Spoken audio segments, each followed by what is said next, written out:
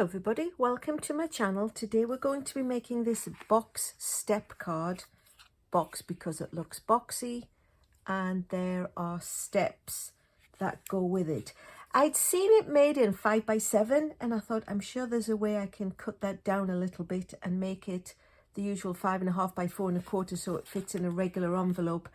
It's very doable actually. I was quite surprised how mathematically easy it was to do. There's a couple of 8s and you know 8s, but still what I'm going to do is get started. There's only one little bit of stamping, so I think we'll get that started and out the way, and then I will bring in all the ingredients and show you what we need to do. The hello I'm taking from Artistically Inked, and I'm going to be using Perennial Lavender paper, as you can see. So I'm going to stamp it with the Gorgeous Grape, and I've got the hello already on my acrylic block. And for those of you who may not know this little tip, if you line your stamp up not level with the sides of your acrylic block, it actually makes it a little bit easier to see, to stamp. You're not being misguided by the edges of your block. You tend to use just the stamp itself. So there's the hello successfully stamped. That's the only piece of stamping, like I say, so we can put that away. Let me get a quick little adhesive. Actually, let me get an adhesive that's actually got something in it and put it on there, so that little element is already made. So the rest of what you'll need to do this card is you need a piece of cardstock. Actually, the base, believe it or not, is the crumb cake, and it's 5.5 by 4.25. This is the layer, and it's 6 7/8 by 4 1/8. I did mention there was 8s, and this is what we're going to be cutting to make the boxy part. There are 2 strips of Designer Series paper, which are 1/2 inch by 4 1/8. We've got 4 little squares that are 1 1/4 square. We've got 2 big squares that are 2.5 inches square, and the layer that they sit on, they are 2 5/8 square. So again, more 8s, and then of course the little hello element that we've just made. But the all important part is getting the boxy bit done. If you go to my blog, I actually have a template with all the measurements drawn on, and they're all in different colors, what you cut, what you score. So I did it for myself, and I thought, why would I not share this? So like I say, if you pop on over to my blog, there is a template that you can copy to do that. So 6 7/8 by 4 1/8. And what we're going to do is we're going to line it up at 2 3/4, and we're going to cut down. I have to stand up to do this so I can see without getting my head in the way, which puts me really close to my camera. So you'll have to excuse me if this bit is a little bit extra loud. So we're going to go to 1 3/8, line it up at 2 3/4 and go to 1 3/8. And then if you push the cutting blade in, which is a great thing with the Stampin' Up! Paper trimmer, you can just put the blade in and cut to where you want to go. And this is going to go down to 4 1/8. So we've gone from 1 3/8 down to 4 1/8.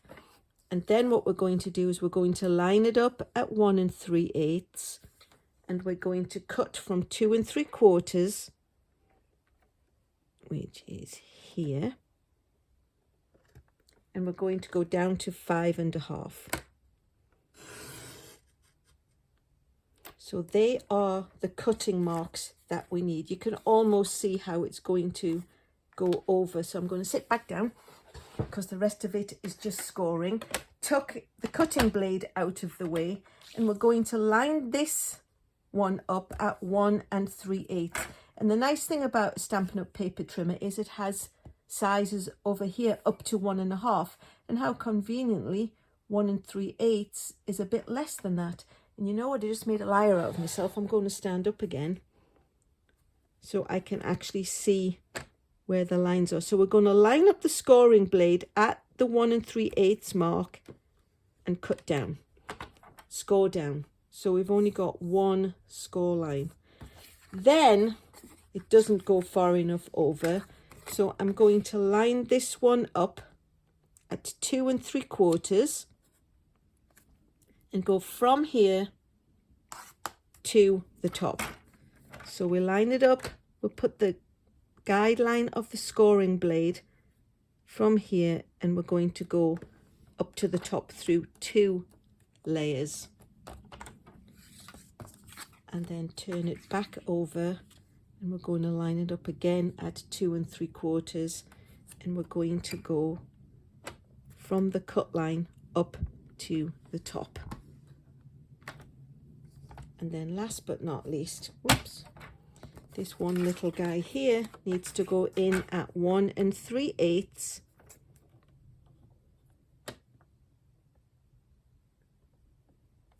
and score down. So we've got a score line, just a single score line at the edge, and then these two go from the bottom to the top and the bottom to the top. Followed the template, believe me. It's sort of hard to explain. I'm a visual learner, so for me, being able to watch the template was such a help. So then we need to just fold gently on these score lines, bearing in mind not everywhere is folding. So you don't want to fold this little section, for example, just these two. So it doesn't really matter which direction you score them in, because once you've got them set, you can score them back against themselves. And now it might look a little bit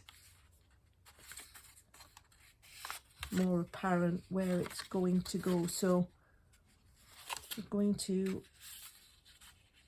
push that over so it lines up, and that one lines up, and that one. And then, oops, on the other side, you just need to encourage that score line to fold in the right place. So then we'll give them a good crease with the paper, with the bone folder, on all the score lines, all the folds on both sides. And now you can see we've got our box, and we just need to get on with the fun part of the decorating. So we will bring in the 2 1/2-inch strips, put a little bit of adhesive down them, and put one of each on the sides of the base, which again is just standard card base size. It's 5.5 by 4 1/4. And we're just going to line up our little 1/2-inch strips, one on each side, because they fill the gap in, because this of course is a little bit smaller. And then what we'll do is, making sure we've got the fold the right way, is we'll put the sticky on all the back elements.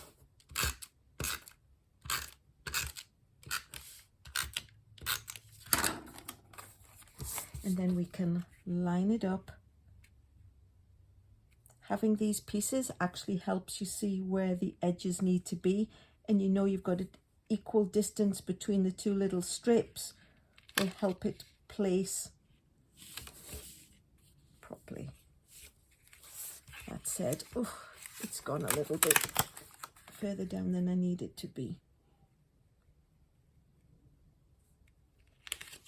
So thank you for your patience while I get this squared away. There we go. So now it's all nice and even. We can go ahead and add the decorations. So I'm just making sure I've got my little papers the right way up, because these have a pattern where it matters. So put a little piece of adhesive on the back of each of those.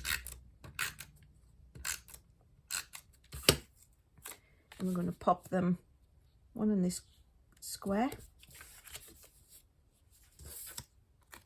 one on the bottom square, and that's the 2 front pieces sorted. And then on the inside where it opens, we're going to have one on here,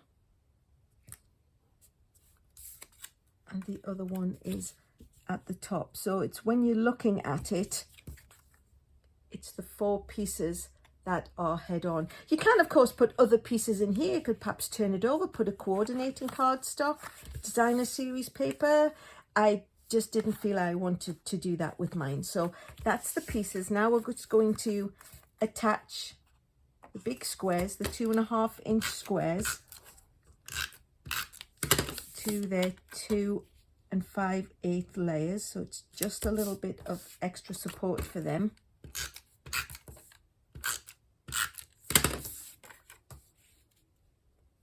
We just line those quickly up.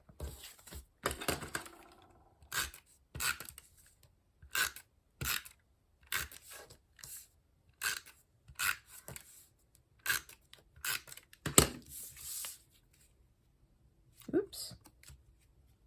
Talking of paper having an orientation, so we can pop that one on there, and we can pop this one in that space, and then we just need a couple of dimensionals to go on the back of the oval.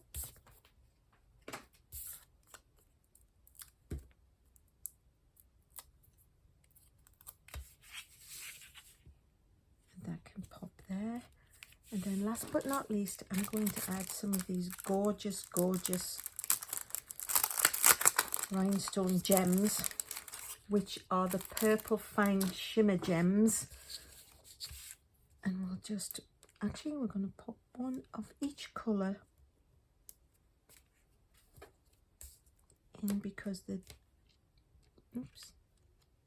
literally made to coordinate with this stamp set. So there you have it. There's the card, there's the step. If you'd used a dark cardstock for here, the recommendation would of course to be put an extra little lighter layer on where you could stamp a greeting on the back. But I think that's really nice. So there's the original, there's the other one, snap. Like I say, there are full instructions on my blog. If you go and find this card, which will post the same day as this has gone out live onto YouTube, you'll be able to see the diagram, and it will hopefully help you. There are little red dots where you need to cut from, and little green dashes which explain where the scoring needs to be. But that's the 2 cards. If you like what you've seen, please consider subscribing or give me a thumbs up. If you've got a question or you'd like to make a comment, pop those in the box below. Dimensions on my blog. I'm reading off a little like cue card to remind me to mention everything. The Zoom kit classes are going quite well. If you would like to be involved with those, you can find all the details on my blog. We do it once a month where I send you the ingredients to make cards. A little bit less involved than this, although I'm thinking of doing an advanced class as well. But I would love to have you join me, so check that out. And last but not least, thanks so much for watching.